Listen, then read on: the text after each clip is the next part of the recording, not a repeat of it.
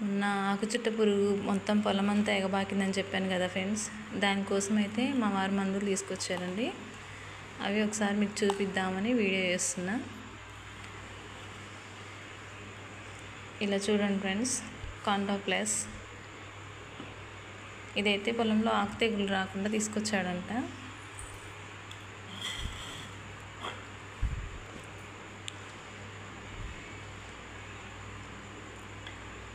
ఇదైతే ఆకుచుట్ట పురుగు అని చెప్పాడండి.